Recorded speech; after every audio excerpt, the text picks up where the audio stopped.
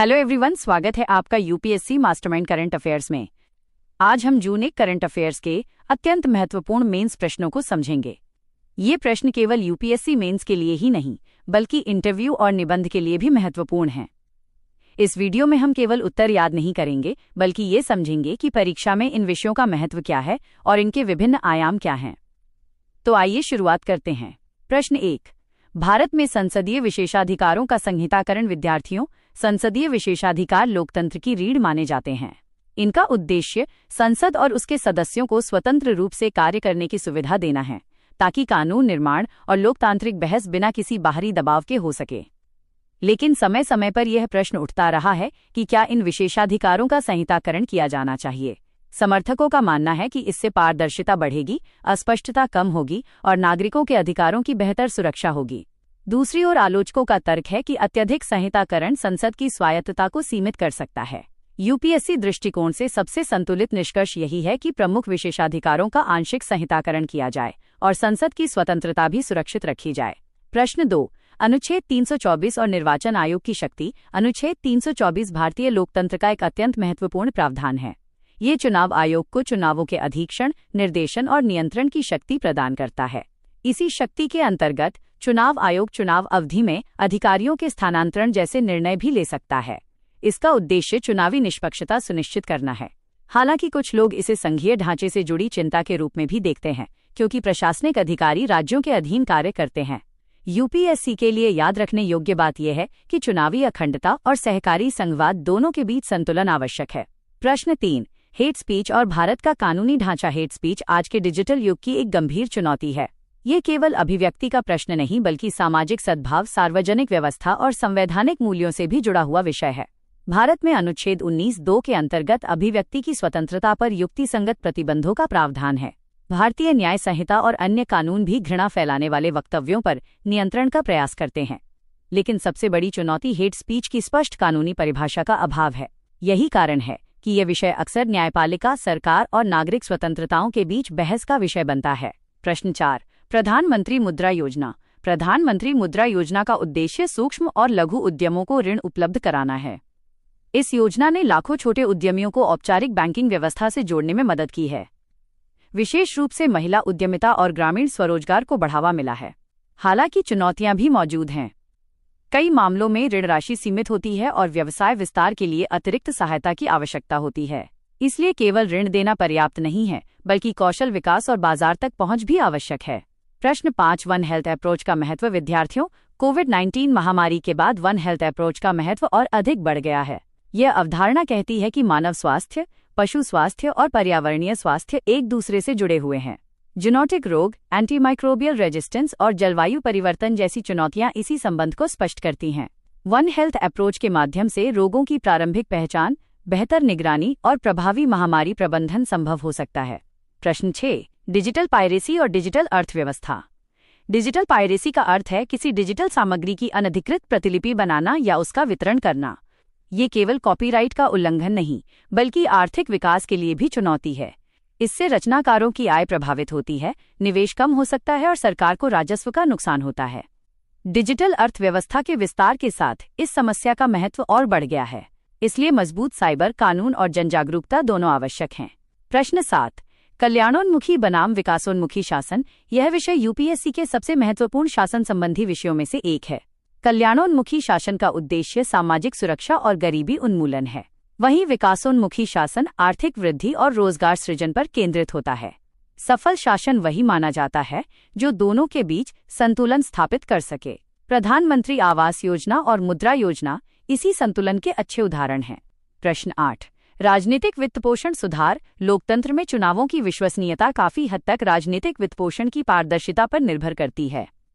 यदि राजनीतिक दलों को मिलने वाले धन का स्रोत स्पष्ट हो तो जवाबदेही बढ़ती है और जनता का विश्वास मजबूत होता है। भारत में चुनावी वित्तपोषण को लेकर निरंतर सुधारों की चर्चा होती रही है। यह विषय चुनावी सुधार और लोकतांत्रिक पारदर्शिता दोनों से जुड़ा हुआ है। प्रश्न 9। वैक्सीन प्रतिकूल प्रभावों के लिए मुआवजा। किसी भी टीकाकरण कार्यक्रम की सफलता जनता के विश्वास पर आधारित होती है। इसी संदर्भ में नो फॉल्ट कंपेंसेशन मॉडल महत्वपूर्ण बन जाता है। इस व्यवस्था में प्रभावित व्यक्ति को मुआवजा प्राप्त करने के लिए लापरवाही सिद्ध नहीं करनी पड़ती। इससे लोगों का विश्वास बढ़ता है और सार्वजनिक स्वास्थ्य कार्यक्रमों को मजबूती मिलती है। हालांकि इसके लिए पारदर्शी और वैज्ञानिक मूल्यांकन तंत्र आवश्यक है। प्रश्न 10 जनसंख्या स्थिरीकरण, अवसर और चुनौतियां। भारत वर्तमान में जनसांख्यिकीय परिवर्तन के महत्वपूर्ण दौर से गुजर रहा है। एक ओर युवा आबादी भारत की सबसे बड़ी शक्ति है, दूसरी ओर वृद्ध होती जनसंख्या, स्वास्थ्य व्यय और सामाजिक सुरक्षा से जुड़ी चुनौतियां भी सामने आ रही हैं। यदि शिक्षा, कौशल विकास और रोजगार सृजन पर पर्याप्त ध्यान दिया जाए तो भारत अपने जनसांख्यिकीय लाभांश का पूरा लाभ उठा सकता है। यही इस विषय का सबसे महत्वपूर्ण संदेश है। प्रश्न 11 परिसीमन और महिला आरक्षण। विद्यार्थियों, हाल के वर्षों में परिसीमन और महिला आरक्षण भारतीय राजनीति के सबसे चर्चित विषयों में रहे हैं। परिसीमन का अर्थ है जनसंख्या के आधार पर निर्वाचन क्षेत्रों का पुनर्निर्धारण। वहीं महिला आरक्षण का उद्देश्य संसद और विधानसभाओं में महिलाओं की भागीदारी बढ़ाना है। इससे लोकतंत्र अधिक समावेशी बन सकता है और नीति निर्माण में महिलाओं की भूमिका मजबूत हो सकती है। हालांकि कुछ राज्यों को ये चिंता है कि भविष्य के परिसीमन से उनके प्रतिनिधित्व पर प्रभाव पड़ सकता है। यूपीएससी दृष्टिकोण, प्रतिनिधित्व, संघवाद और लैंगिक समानता के बीच संतुलन आवश्यक है। प्रश्न 12 दिवाला एवं शोधन अक्षमता संहिता संशोधन। दिवाला एवं शोधन अक्षमता संहिता अर्थात आईबीसी भारत के सबसे महत्वपूर्ण आर्थिक सुधारों में से एक है। इसका उद्देश्य संकटग्रस्त कंपनियों का समयबद्ध समाधान करना और बैंकों के फंसे हुए ऋणों को कम करना है। प्रस्तावित सुधारों का लक्ष्य प्रक्रिया को तेज बनाना, ऋणदाताओं की सुरक्षा बढ़ाना और निवेशकों का विश्वास मजबूत करना है। फिर भी न्यायिक देरी और संस्थागत क्षमता जैसी चुनौतियां अभी भी मौजूद हैं। यूपीएससी दृष्टिकोण, मजबूत दिवाला व्यवस्था निवेश और आर्थिक विकास दोनों को बढ़ावा देती है। प्रश्न 13 पेट्रोकेमिकल शुल्क छूट। पेट्रोकेमिकल उद्योग आधुनिक विनिर्माण क्षेत्र का आधार माना जाता है। शुल्क छूट का उद्देश्य उद्योगों की लागत कम करना और उत्पादन को प्रतिस्पर्धी बनाना है। इससे निर्यात, निवेश और औद्योगिक विकास को प्रोत्साहन मिल सकता है। लेकिन दूसरी ओर सरकार के राजस्व में कमी और आयात निर्भरता जैसी चिंताएं भी उत्पन्न हो सकती हैं। यूपीएससी दृष्टिकोण, अल्पकालिक राहत के साथ दीर्घकालिक आत्मनिर्भरता पर भी ध्यान आवश्यक है। प्रश्न 14 प्रधानमंत्री के कार्यकाल सीमा पर बहस। भारतीय संविधान प्रधानमंत्री के कार्यकाल की कोई अधिकतम सीमा निर्धारित नहीं करता। प्रधानमंत्री तब तक पद पर बने रह सकते हैं जब तक उन्हें लोकसभा का विश्वास प्राप्त है। कुछ विशेषज्ञ कार्यकाल सीमा के पक्ष में हैं क्योंकि इससे सत्ता का केंद्रीकरण कम हो सकता है। वहीं विरोधियों का मानना है कि लोकतंत्र में अंतिम निर्णय जनता का होना चाहिए। यूपीएससी दृष्टिकोण, यह विषय लोकतांत्रिक जवाबदेही और राजनीतिक स्थिरता के बीच संतुलन से जुड़ा है। प्रश्न 15 राष्ट्रीय पिछड़ा वर्ग आयोग। राष्ट्रीय पिछड़ा वर्ग आयोग एक संवैधानिक संस्था है। इसे 102वें संविधान संशोधन के माध्यम से संवैधानिक दर्जा प्राप्त हुआ। इसका कार्य अन्य पिछड़ा वर्गों के हितों की रक्षा करना और सरकार को आवश्यक सुझाव देना है। आयोग की प्रभावशीलता उसकी स्वतंत्रता, पारदर्शिता और विश्वसनीय नियुक्तियों पर निर्भर करती है।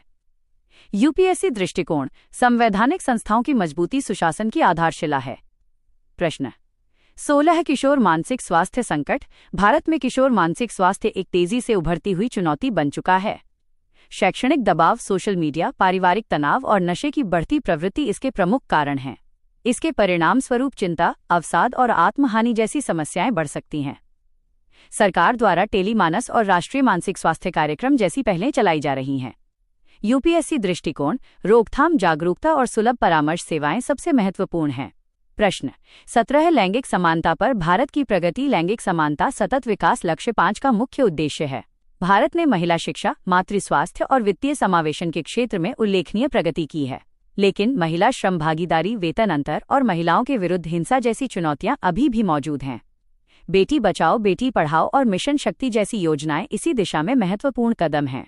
यूपीएससी दृष्टिकोण, वास्तविक लैंगिक समानता के लिए सामाजिक और आर्थिक दोनों सशक्तिकरण आवश्यक हैं।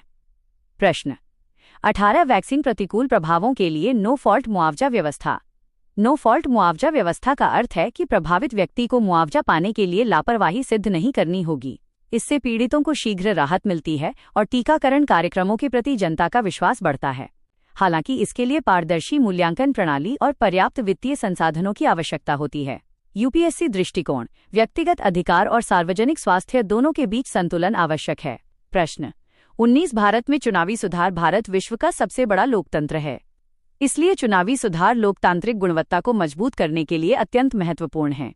राजनीतिक वित्तपोषण में पारदर्शिता, महिला प्रतिनिधित्व, चुनाव आयोग की स्वतंत्रता और परिसीमन जैसे विषय चुनावी सुधारों के प्रमुख आयाम हैं। यूपीएससी दृष्टिकोण, निष्पक्ष और पारदर्शी चुनाव लोकतंत्र की सबसे बड़ी शक्ति हैं। प्रश्न 20 भारत के लिए वन हेल्थ दृष्टिकोण की प्रासंगिकता। वन हेल्थ एक ऐसा दृष्टिकोण है जो मानव, पशु और पर्यावरणीय स्वास्थ्य को एक साथ जोड़ता है। कोविड-19 महामारी, निपाह वायरस और एंटीमाइक्रोबियल रेजिस्टेंस जैसी चुनौतियों ने इसकी आवश्यकता को और अधिक स्पष्ट किया है। ये दृष्टिकोण रोगों की प्रारंभिक पहचान, बेहतर निगरानी और महामारी तैयारी में सहायता करता है। यूपीएससी दृष्टिकोण। भविष्य की स्वास्थ्य सुरक्षा के लिए वन हेल्थ अत्यंत महत्वपूर्ण है। प्रश्न 21 जनसांख्यिकीय संक्रमण और नीतिगत प्रभाव। विद्यार्थियों, वर्तमान समय में भारत एक महत्वपूर्ण जनसांख्यिकीय परिवर्तन से गुजर रहा है। एक ओर हमारे पास विश्व की सबसे बड़ी युवा आबादी है, वहीं दूसरी ओर वृद्ध जनसंख्या भी लगातार बढ़ रही है। कुछ राज्यों में जनसंख्या वृद्धि तेज है, जबकि कुछ राज्यों में जनसंख्या लगभग स्थिर हो चुकी है। इससे रोजगार, स्वास्थ्य, सामाजिक सुरक्षा और संसाधनों के वितरण से जुड़ी नई चुनौतियां सामने आ रही हैं। लेकिन यही स्थिति भारत के लिए एक बड़ा अवसर भी है। यदि कौशल विकास, रोजगार सृजन और मानव पूंजी निर्माण पर ध्यान दिया जाए तो भारत अपने जनसांख्यिकीय लाभांश का पूरा लाभ उठा सकता है। निष्कर्ष, भारत को युवा शक्ति और वृद्ध होती आबादी दोनों को ध्यान में रखते हुए संतुलित नीतियां बनानी होंगी।